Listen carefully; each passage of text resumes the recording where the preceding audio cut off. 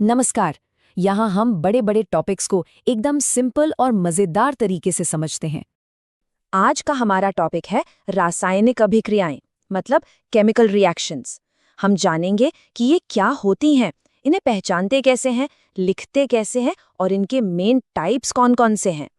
तो चलिए शुरू करते हैं अपनी रोज़ की ज़िंदगी से, जहाँ केमिस्ट्री यानी रसायन विज्ञान हर पल हमारे आसपास मौजूद है, भले ही हम उस पर ध्यान दें या ना दें।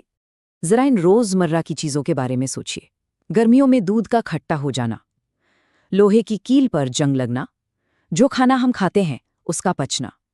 इन सभी में एक बात कॉमन है, जो चीज़ पहले थी उसकी पहचान पूरी तरह बदल गई है और कुछ नया बन गया है।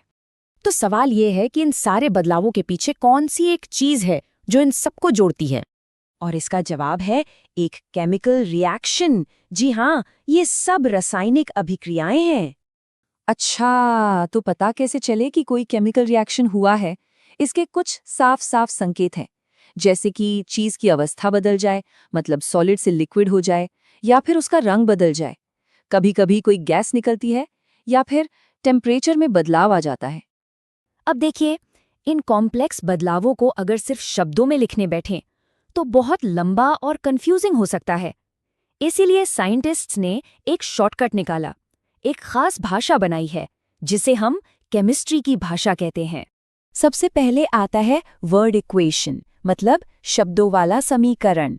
जैसे यहाँ लिखा है, मैग्नीशियम और ऑक्सीजन मिलकर बनाते हैं मैग्नीशियम ऑक्साइड। बिल्कुल सीधा और सिंपल।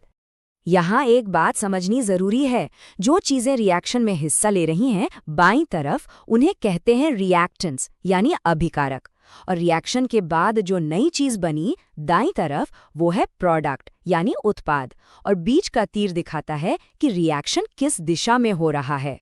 पर इसे और भी छोटा और सटीक बनाया जा सकता है। कैसे? शब्दों की जगह केमिकल फॉर्मूले इस्तेमाल करके। तो अब ये बन गया Mg+O2 to MgO।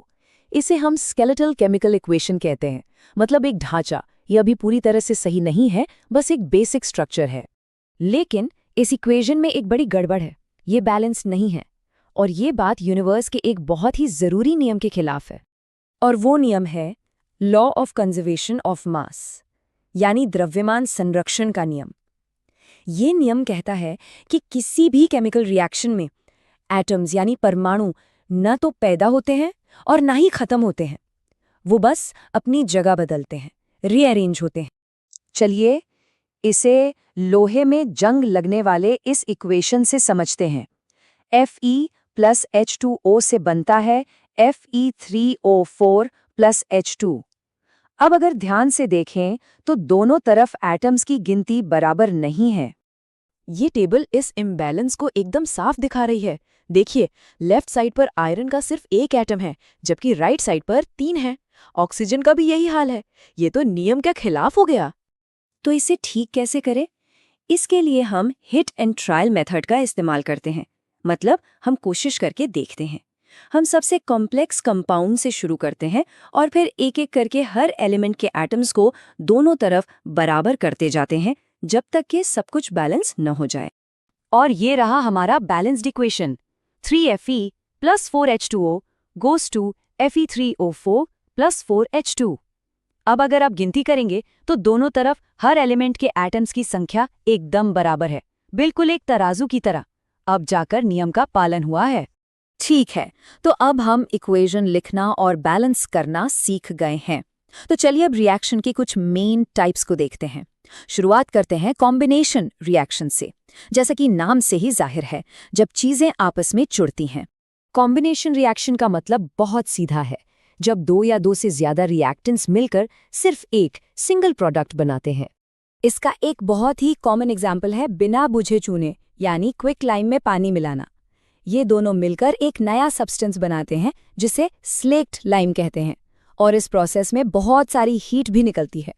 अच्छा, अगर चीजें जुड़ सकती हैं तो जाहिर है वो टूट भी सकती हैं, और यहीं पर आते हैं डीकम्पोजिशन रिएक्शंस।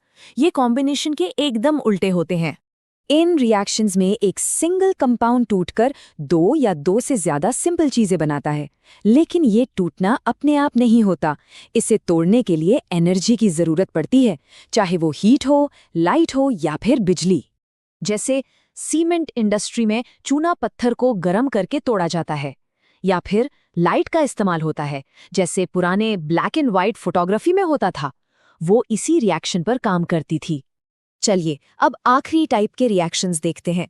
इनमें एलिमेंट्स एक दूसरे की जगह ले लेते हैं, या कह सकते हैं कि पार्टनर्स बदल लेते हैं। इसमें दो तरह की अदला बदली होती है। पहला है डिस्प्लेसमेंट, जहां एक ज्यादा रिएक्टिव एलिमेंट एक कम रिएक्टिव एलिमेंट को उसकी जगह से हटा देता है। और दूसरा है डबल डिस्प्लेसमेंट, जहां दो कंपाउंड्स अपने आयंस की अदला बदली कर लेते हैं, बिल्कुल डांस में पार्टनर्स बदलने की तरह। इससे दो बिल्कुल नए कंपाउंड्स बन जाते हैं। तो आज हमने देखा कि कैसे एटम्स आपस में जुड़ते हैं, टूटते हैं और एक दूसरे की जगह लेते हैं। यही वो केमिकल डांस है जिससे हमारी दुनिया चलती है। एक कील पर जंग लगने से लेकर हमारे सांस लेने तक सब कुछ। अब सवाल ये है